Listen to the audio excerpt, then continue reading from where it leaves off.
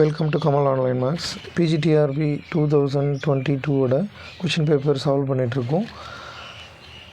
Question number 4.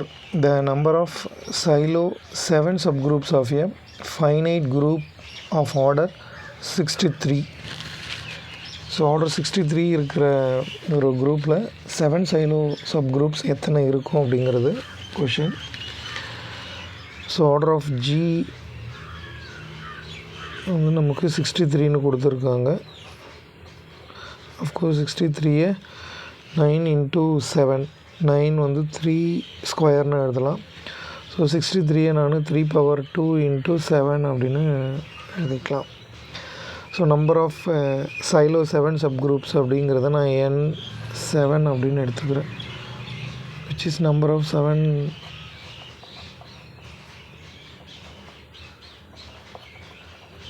Xylo 7 subgroups அப்படின்னு எடுத்துக்கிட்டால் இந்த N7 அப்படிங்கிறது சைலோ தியரம் பேஸ் பண்ணி 2 கண்டிஷன்ஸ் எனக்கு சாட்டிஸ்ஃபை பண்ணணும். தென் அந்த N7 அப்படிங்கிறது சம் 7m+1 அந்த ஃபார்மில் இருக்கணும். அந்த m வந்து greater than or equal to 0 and also the N7 must divide 63. So இந்த ரெண்டு கண்டிஷனும் சாட்டிஸ்ஃபை பண்ணுற மாதிரி எம்மோட வேல்யூ அப்படின்னு நான் எடுத்து பார்த்தேன். ஸோ இது ரெண்டும் சாட்டிஸ்ஃபை பண்ணுற மாதிரி எனக்கு எம் வந்து 0ன்னு இருந்தால் மட்டும்தான் சாட்டிஸ்ஃபை ஆகும். அப்போ M0 அப்படின்னு எடுத்துக்கிட்டால் எனக்கு N7 வந்து 1 அப்படிங்கிற வேல்யூ மட்டும்தான் வரும். ஸோ N7 அப்படிங்கிறது நம்பர் ஆஃப் சைலோ 7 சப்குரூப் அப்படின்னா ஆர்டர் 63ல் 7 சைலோ சப்குரூப்ஸ் எத்தனை இருக்கும் அப்படின்னா யூனிக் 1.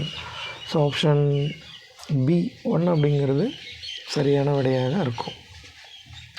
அடுத்த question number 5.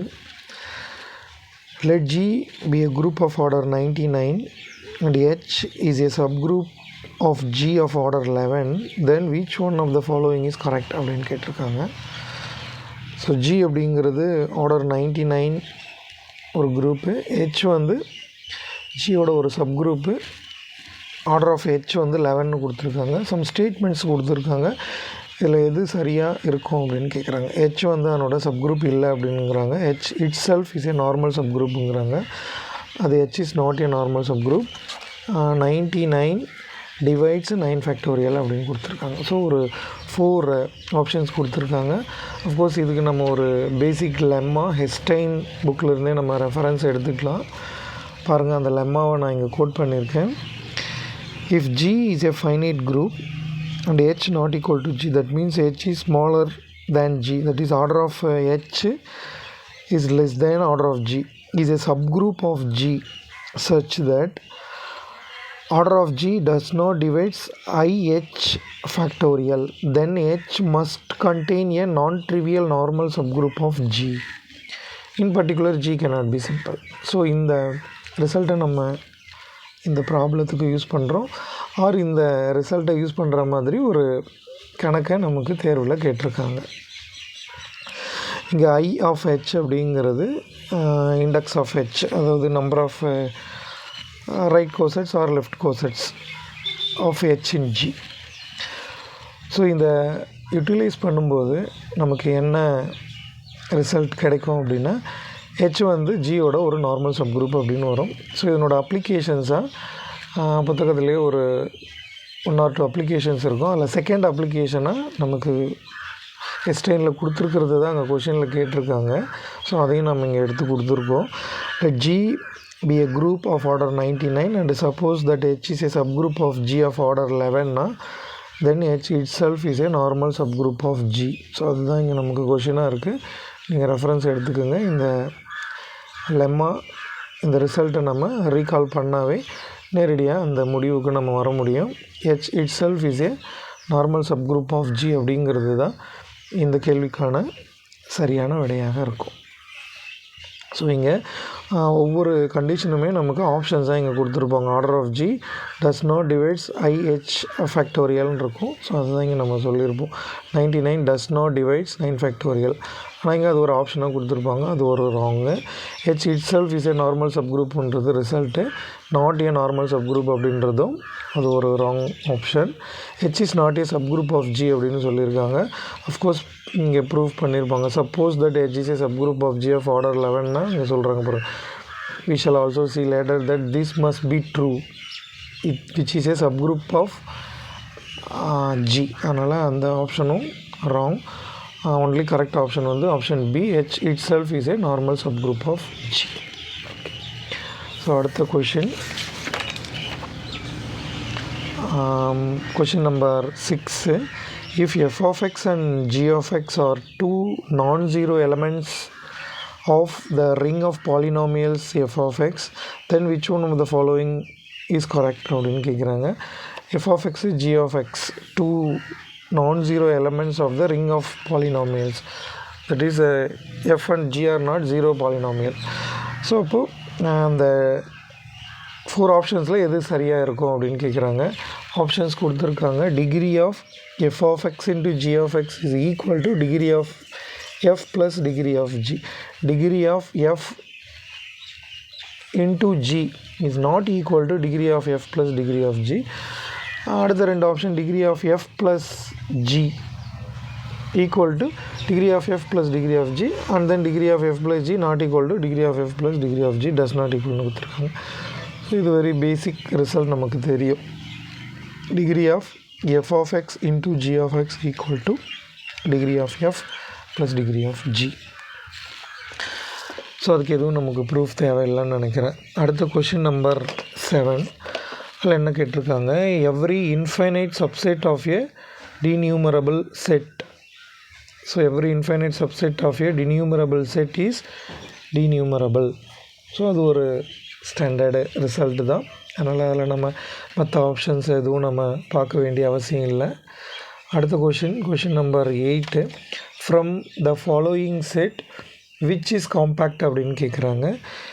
NQ closed interval AB closed and open interval A, infinity.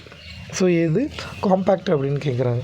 So compact அப்படின்னா நமக்கு பேசிக் டெஃபினேஷன் க்ளோஸ்ட் அண்ட் பவுண்டடாக இருக்கணும்.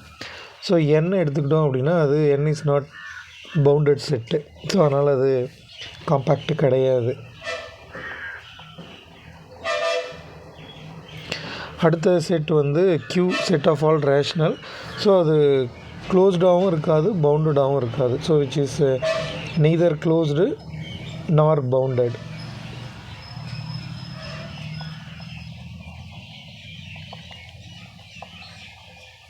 ஸோ அதனால் அதுவும் காம்பேக்டாக இருக்க முடியாது. C, A, B எடுத்துக்கிட்டிங்கன்னா க்ளோஸ்டு இன்டர்வல், அது closed and bounded.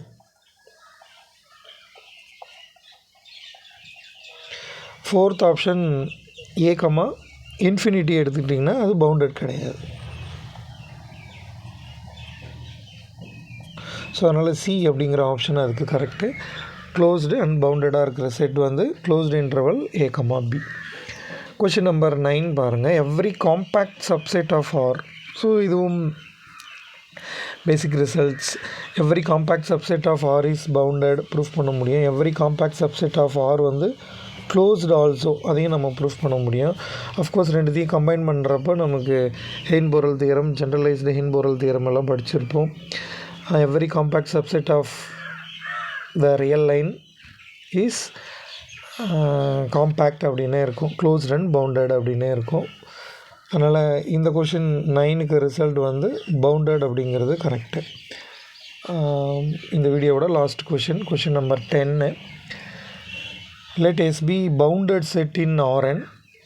There is at least one point in Rn which is an accumulation point of S na, if S satisfies the following condition. So இது ஒரு theorem. அதில் ஒரு லைனில் ஒரு சின்ன விஷயத்தை மட்டும் மிஸ் பண்ணி அங்கே ஸ்டேட்மெண்ட்டாக கொடுத்துருக்காங்க.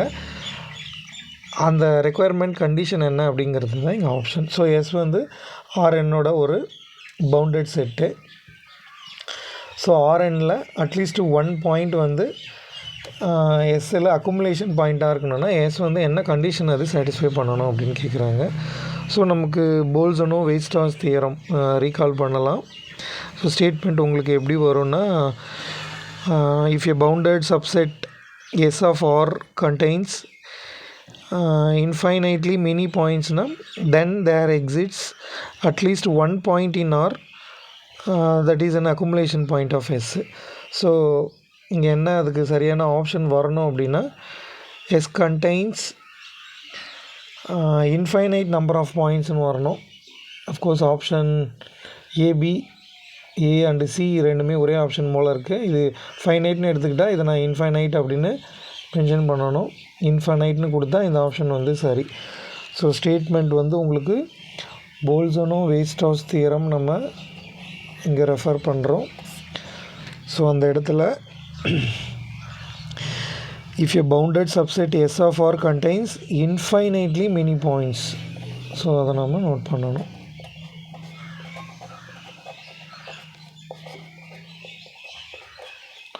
infinitely many points, then there exists at least one point in R,